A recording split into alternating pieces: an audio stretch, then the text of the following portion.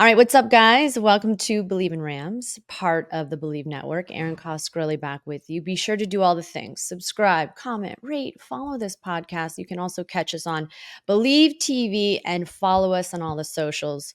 Guys, I'm very lucky today. This man needs no introduction, one of the greatest to ever play.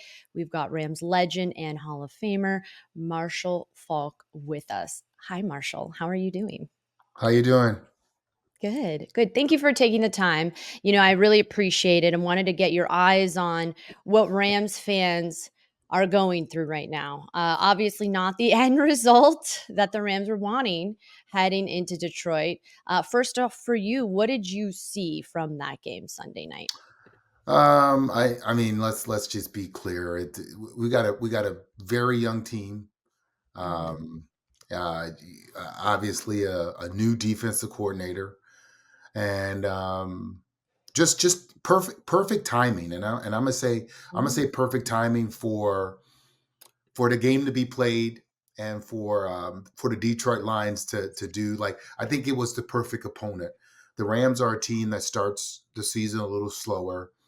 Um, that last drive was we're tougher than you, and I think it sent the message to to the Rams. But it's what they knew. Like the Rams, they're, Mhm. they're they're never in a position to play that type of game week one of the season, and you could just tell that the Detroit Lions, they were just hungry. They were more hungry. They wanted it Yes. more, and it was good to see. If you just look at the coaches' personalities, their dynamics, Mm. like their thumbprint on that game, you saw a Dan Campbell team versus McVay is more of a scheme guy. Dan Mhm. Campbell was a more of a I'm gonna line up and hit you in your mouth guy, and overtime said it all. But I think there was a lot of promise out there.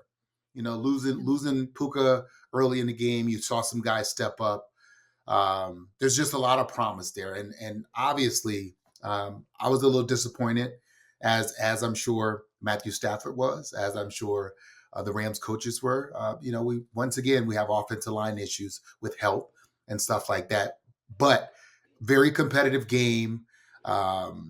For week one, it's pretty damn that's a pretty damn good game to be Yeah. in Detroit, to be in that game and to have the opportunity that they had. Yeah, and to go to overtime, like you said, Yeah. they were gritty. They were down 17-3. They rallied back 17 points. They took the team to overtime. But in the meantime, they lost four of their top offensive linemen. Like you Yes. mentioned, Puka's out. How worried is Sean McVay right now?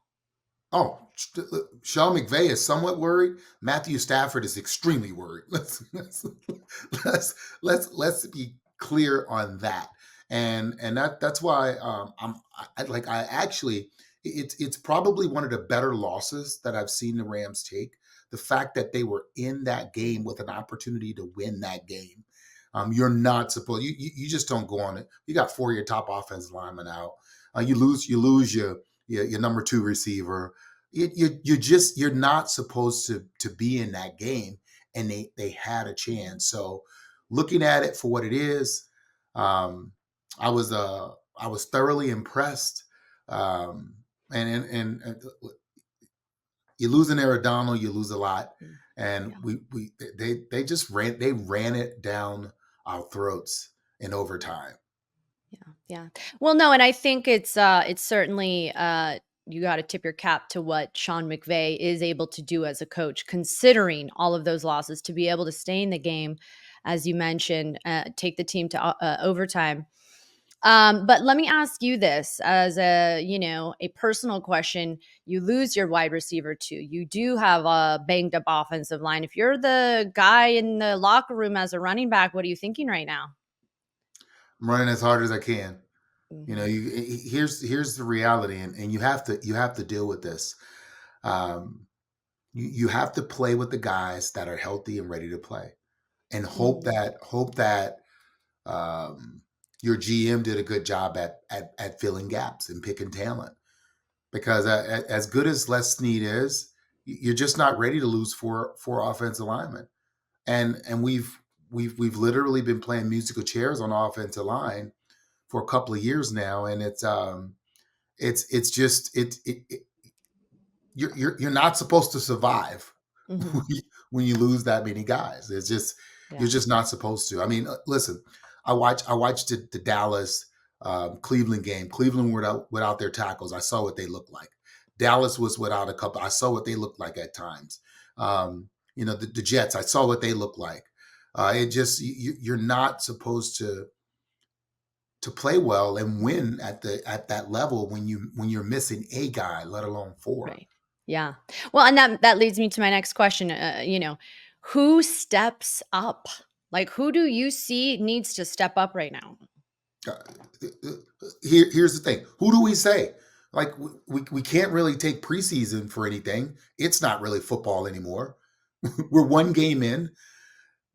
Some of the kids that we have that came from college, we don't know how well they can play in the league. Like Mhm. in reality, you just don't know. Yeah. That's Too that's it. soon. And yeah, we're gonna Yeah. find out who's going Yeah. to step up. We're gonna Yeah. find out who's a gamer and who's not. Yeah. Were you a little surprised Blake Corum didn't get a snap? Yes, and Like, what do you because think of what that Sean, and I'm just going. This is me. I'm has nothing to do.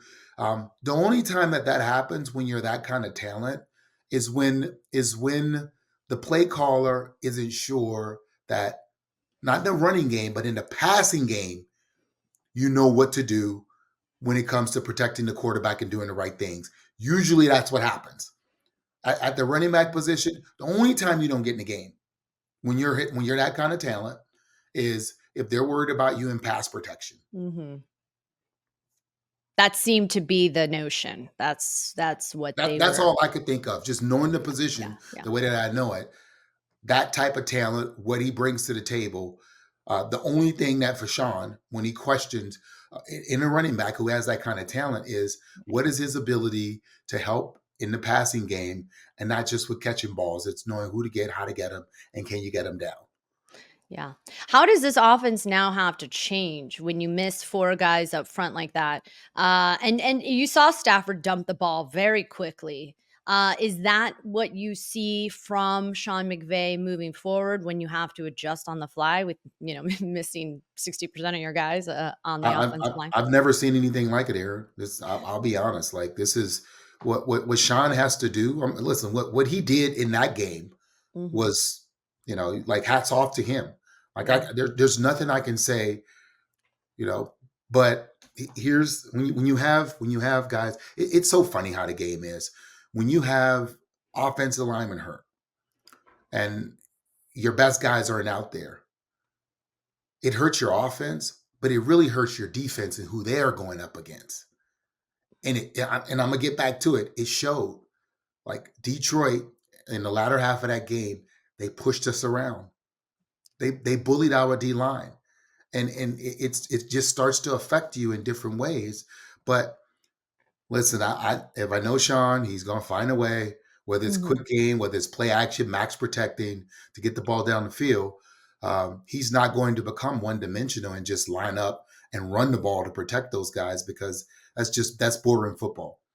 Can we go Right now, he's at his best. Right now, you're going to get the best of Sean McVay. I'm telling you that. Yeah, yeah. Yeah, we saw what he did. I mean, we just how intelligent he is in terms of scheming, being able to, like you said, rally back 17 points and make it a game. Can we go back to the point that you made, which is the offense affects the defensive line? What did you mean by that? When you're practicing, Okay. when you're in practice, that's how you get better. You get better going up against the guys you go up against. When you got four starters out and you're not the ones aren't going up against the ones, you know that's when you get better. If you got your ones going up against your twos, that you're going to get in with. I mean, there's a couple of Pro Bowlers on that damn line at the Detroit Lions. Penny Sewell ain't no joke. He's not your he and Rob may be. He's probably a little bit better than I should say a lot bit better than Rob. Let me be honest, but he's Pro Bowl caliber guy. And Yeah. now your guy has been going up against your number two guy. because your number one is hurt. It's just not fair. Right. It literally hurts you more on the defensive side of the ball in the look that you're giving them and the things and the people that they're competing against on the regular throughout camp. That's so right. That's so interesting. That's so true, but wouldn't have thought about that. So moving forward, they have a game in Arizona against the Cardinals in AZ. Um, is this now become like you mentioned a game one in the trenches? Yeah, yeah, right. Listen, right now you weather the storm, Yeah. and you hope that some of these guys that Les Snead brought in, that although when you brought them in, you weren't thinking that they were going to be someone that you had to count on, let alone let's just say you get one offensive lineman out, you could hire one, but you can't hire four guys. Yeah. It's just it's you just hope that Yeah. they can hold on, be competitive, maybe win some games until guys get healthy. Yep. Yeah. And they've got a tough stretch ahead of the bye. Week 6. I want to say it's week 6. Let's take a bigger picture at what you saw on Sunday. Did any of the running backs in the league surprise you or stand out to you week 1? Oh my God, the young guy. I was like, oh my God, Christian McCaffrey out there in trouble. Wow. Yeah. Oh my God, that I also have to give my guy credit because I was wondering, I was like, is he approaching the end? I'm okay with saying, last year I didn't like him in New England, but Zeke Elliott, he looked good in Dallas. He looked good. I was like, man, it's amazing. A change of scenery, some guys around you, what you look like. Um, Aaron Jones, like, Mhm. man, I was like, that he looked good. I like what I saw from him. Now, let's just talk about the elephant in the room. Hey, New York Giants and your general manager, you gave Saquon Barkley up. And that's all he did was score 3 touchdowns in his debut. And I guess he just likes being in the state of Pennsylvania, right? We're just going to say Exactly. Oh, Marshall, I love it. I love it. Yeah, a lot of great play from the running backs this week. It'll be interesting to see how all those matchups extend into the rest of the season. But the Tyreek Hill situation. yeah. Every time I see new video come out, it hurts me. It's painful. It's hard to watch, and even in his he's been interviewed by a few media outlets to hear how he talks about that situation. I'm getting goosebumps right now. Do you mind just sort of shedding some light on that reaction for you and how you saw it, Marshall? Yeah. So first, before I get into Tyreek's issue and what happened with that, here's what I want to say to every police officer out there. You know, we're thankful and we're grateful for you that you put your life on the line. And every day that you leave home, your hope for you and your family is that you make it back home. And anytime you approach your card or do your job, like it's commended. We appreciate you. Mhm. Now, addressing Tyreek's situation, um, we always say when we're in the position that we are in, what's called for and what's not, and we really don't know. We really don't know. I've heard people say, I heard the sound. It's this. He wouldn't comply. He wouldn't do this. At the end of the day, what we all have to remain, what we all have to remember is that not only are we men, but we're human beings, and every human being deserves to be talked to, treated in a manner with respect and dignity, regardless of what uniform you're wearing, what badge you're wearing. It doesn't matter. We're all human beings, and I think that sometimes we get away from the human element of things, of how to treat each other and how to Mhm. respect one another. And we'll allow a gun and a badge to sometimes dictate who should be treated better, fair, or with respect. And we just got to get back to treating each other with the respect that we want. It's Mhm. we're humans. Now, you throw the fact that he's a 27-year-old. black man that's wealthy, driving a very expensive car. He's revered.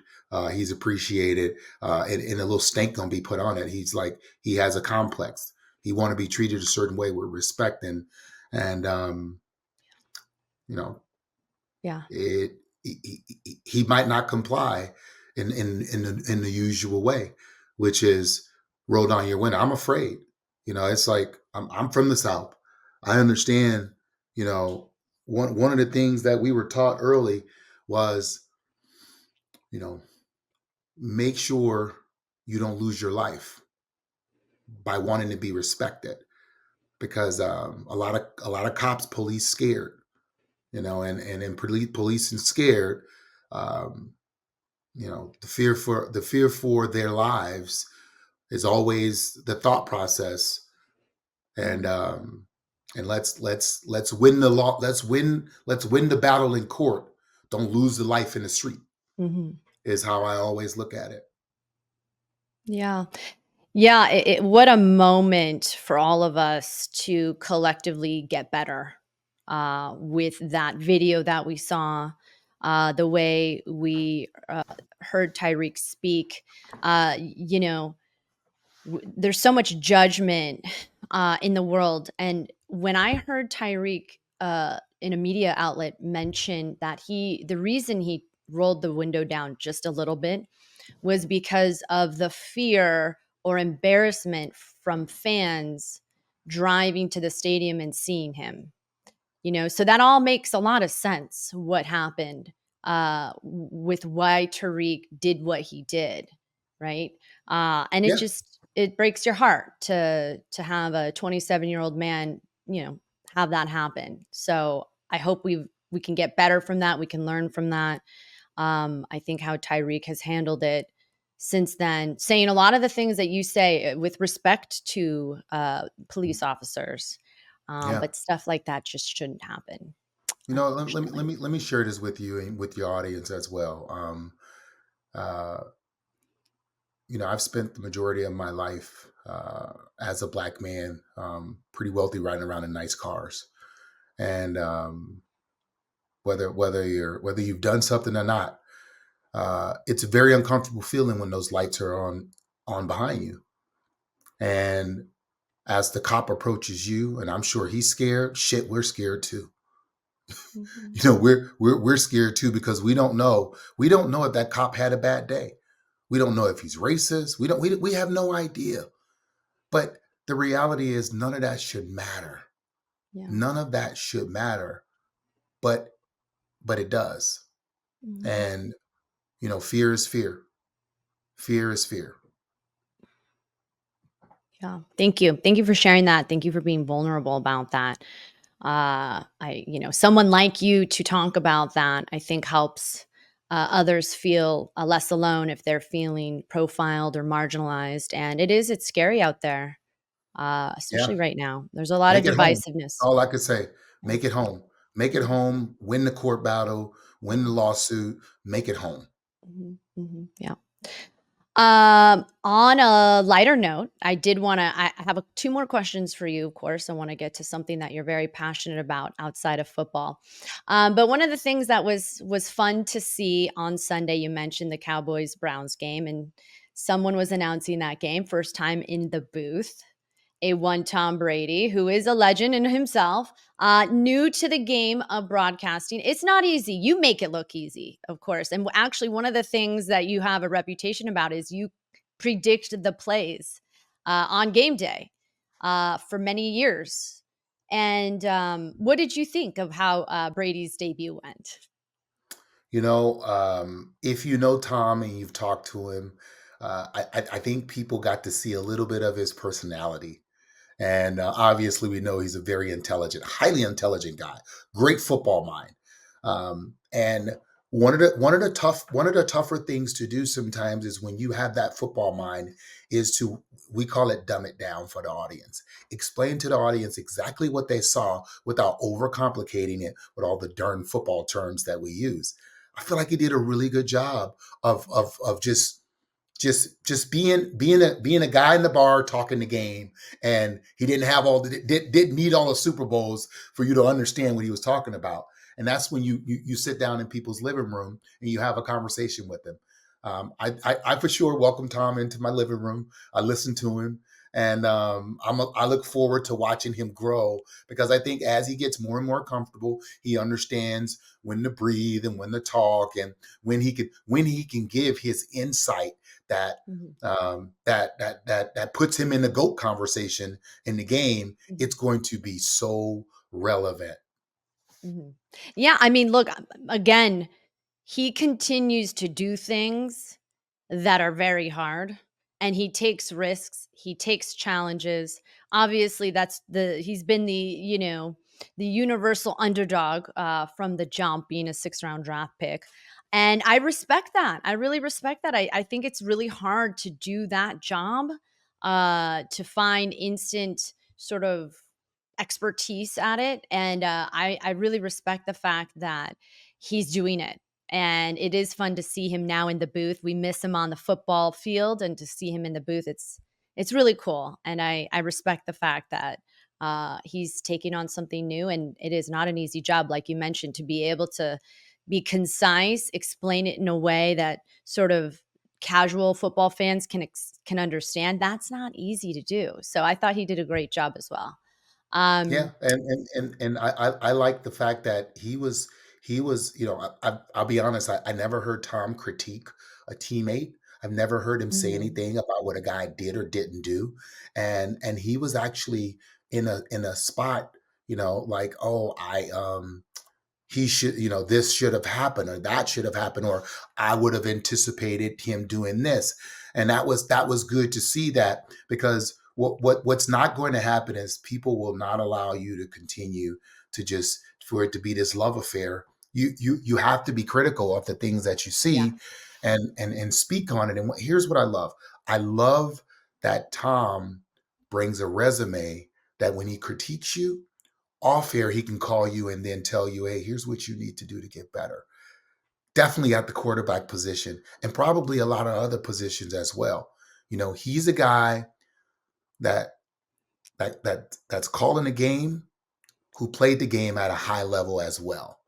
Like, mhm, and there's just a whole nother a level of entertainment that comes with that, and that's why I respect him for taking it on for people, so people yeah. can see the legacy, and like the brain and the brilliance of what Tom Brady was able to put together in his career. Yeah, yeah. I mean, listen, he changed the game of football. He'll probably end up changing the game of broadcast. He'll make everybody show up 2 hours before call time and prep and study and all of that. But it is fun to see Tom Brady in the booth on game days. That's for sure. I know you're a busy man. I want to get one more question in before I let you go. And aside from, of course, being passionate about football, there's a really cool article about what you did at the Paris Olympics. You do incredible work with a foundation for a drug-free world. I've learned about it. It's amazing. And you just became passionate about it. And you actually reached out to them in order for you to find a way to get involved, which is so generous of someone of your stature. You don't have to do that. Um, and then you teamed up with Olympic legend Jackie Joyner Kersee. Can you tell us about that experience, and also why is this mission so important to you? Yeah, first of all, getting a chance to go to the Olympics and spend time over there, it was a first for me.